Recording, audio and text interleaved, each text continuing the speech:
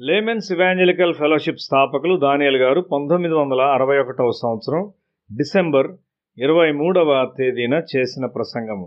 యెషయా గ్రంథము 9వ అధ్యాయము 13వ వచనము. అయినను జనులు తమ్ము కొట్టిన వాని తట్టు తిరుగుట లేదు, సైన్యములకు అధిపతియగు యెహోవాను వెదకరు. 16వ వచనము. ఈ జనుల నాయకులు త్రోవ తప్పించువారు, వారిని వెంబడించువారు వారి చేత మృంగివేయబడుదురు.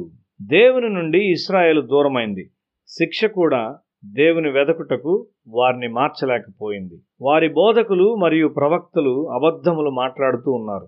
వారి వృద్ధులైన నాయకులు వారిని తప్పుదారిన నడిపించున్నారు. ఇశ్రాయేలులోని పరిస్థితి ఇది. పాపము విస్తరించినప్పుడు చీకటి మరియు బాధలు విస్తరిస్తాయి. దేవుడు వారిని ఎందుకు విడిచిపెట్టాడోనని ప్రజలు ఆశ్చర్యపడతారు. దేవుడు వారిని విడిచిపెట్టలేదు గాని దుష్టత్వము విస్తరించిన స్థలములలో ఆయన నివసించలేడు. నేడు అనేకమైన భక్తిపరమైన స్థలాల్లో మరియు సంఘాల్లో కూడా పాపము విస్తరించుట మనం కనుగొంటాం. వారి సమస్యలకు పరిష్కారం లేదు. వెలుగు అనేక విషయాలను బయలుపరచును మరియు అనేకమైన వ్యాధికారక క్రిములను చంపును.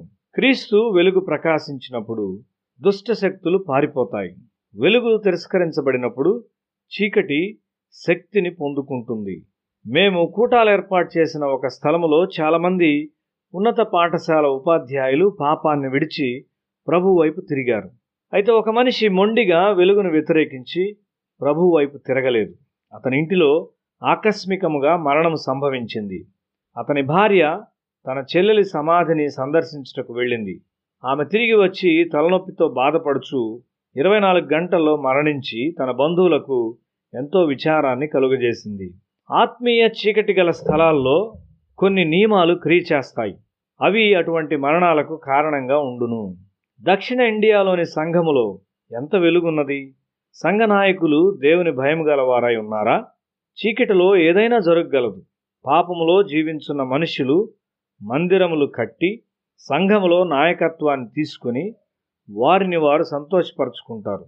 వారు మందను ఎలా నడిపించగలరు? యెషయా గ్రంథము 9వ అధ్యాయము 18వ వచనము. భక్తిహీనత అగ్నివలె మండుచున్నది, అది గచ్చ పొదలను బలురక్కసి చెట్లను కాల్చి అడవి పొదలలో రాజును. అవి దట్టమైన పొగవలే చుట్టుకొనుచు పైకి ఎగయును. గచ్చ పొదలు ఎవరు? మీకా గ్రంథము 7వ అధ్యాయం 3-4 వచనాలు. 2 చేతులతోనూ కీడు చేయ పూనుకొందురు, అధిపతులు బహుమానం కోరుదురు, న్యాయాధిపతులు లంచం పుచ్చుకొందురు, గొప్పవారు తమ మోసపు కోరికను తెలియజేయుదురు, అలాగున వారు ఏకపట్టుగా నుండి దాని ముగింతురు. వారిలో మంచివారు ముండ్ల చెట్టు వంటివారు, వారిలో యథార్థవంతులు ముండ్ల కంచె కంటను ముండ్లు ముండ్లుగా ఉందురు. నీ కాపరుల దినము, నీవు శిక్షనొందు దినము వచ్చుచున్నది. ఇప్పుడే జనులు కలవరపడుచున్నారు.